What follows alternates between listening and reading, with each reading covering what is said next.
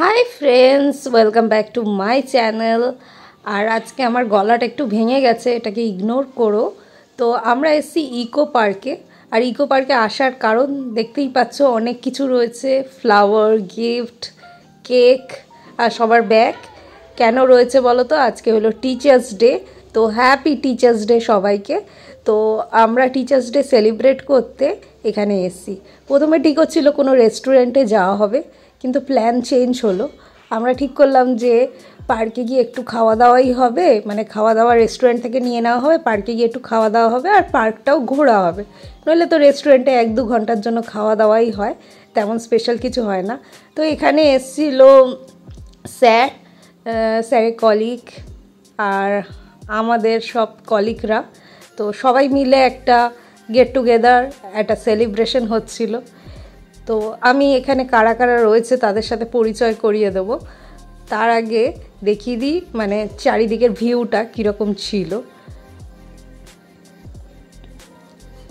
এটা আমরা ঢুকেছিলাম কিন্তু 4 নম্বর গেট থেকে, কারণ 4 নম্বর গেটে পার্কিংয়ের জায়গা রয়েছে। তো গাড়িটা ওখানেই পার্ক করা হয়েছিল, সেজন্য এই 4 নম্বর গেট থেকেই আমরা ঢুকেছিলাম।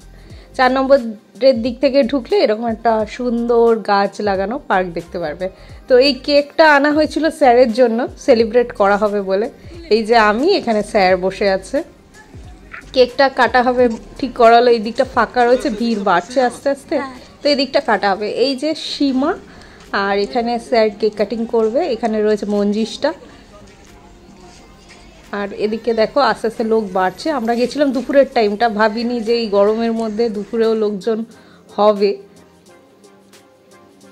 যাই হোক, আমরা কেক কাটিং করছি এবার।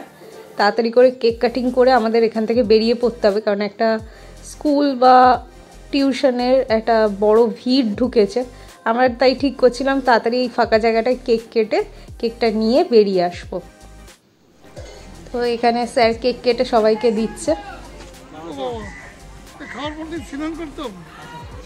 কেকটা তবে আমাদের তরফ থেকে ছিল, কিন্তু খুবই ভালো খেতে ছিল কেকটা। আমি মঞ্জিসটাকেই তুলতে বলেছিলাম, কারণ ওর বাড়িটা ইকো পার্কের কাছাকাছি, চিনার পার্কে। তো এই ফ্লাওয়ারটা খুব সুন্দর ছিল, আর আমি একটা দেখো মাথায় ফ্লাওয়ার লাগিয়েও ফেলেছি অলরেডি। এবার আমাদের খাওয়া দাওয়া স্টার্ট হয়েছে। তো নেওয়া হয়েছিল বিরিয়ানি। বিরিয়ানি সবাই খাচ্ছিল, আমি তো বিরিয়ানি খাই না। আমার জন্য স্যার মিক্স ফ্রাইড রাইস আর চিলি চিকেন এনেছিল, তো সেটাই আমি খেলাম। আর এখানে দেখো লাইট অ্যান্ড লেজার শো হয়, ওখানে একটু বসছিলাম অনেকটা হাঁটার পরে। আর এখানে দেখো মিস্ট, এখানে রেইন ফরেস্ট টাইপের রয়েছে, সারাক্ষণ মিস্টের মতন মানে এরকম পড়ছে, বেশ আরাম লাগছিল সারাদিন এই গরমে থাকার পরে। এরপরে এসছি এই যে দেখো মিষ্টির, এখানে মিষ্টি হাব যেটা রয়েছে ওখানে। তো ওখানে তো আমি মিষ্টি খাই না জানোই প্রথম থেকে, আর তার মধ্যে না আমার গাড়িও চলে এসেছিলো। আর এখানে সীমা আবার একটুখানি দোলনায় চড়ে নিয়েছিল মাঝে, তো সেটার একটু ক্লিপিং দিয়ে দিলাম। আমার খুব চড়ার ইচ্ছে ছিল, কিন্তু আমার শরীরটা একটু খারাপ ছিল আজকে, তাই জন্য ও আমায় বলাতেও আমি আর গেলাম না দোলনা চড়তে। নইলে দোলনা জিনিসটা আমার খুবই পছন্দের জিনিস বলতে পারো।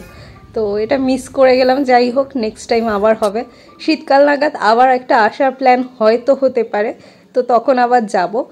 আর এই যে স্যারকে আমার তরফ থেকে একটা বার্থডে গিফট দেওয়া হয়েছিল, সবাই দিয়েছিল স্যারকে, তো সেগুলো আমি একটু ছোট্ট করে ক্লিপিং নিতে পারিনি, তাই ছবি আকারে দিয়ে দিলাম তোমাদেরকে।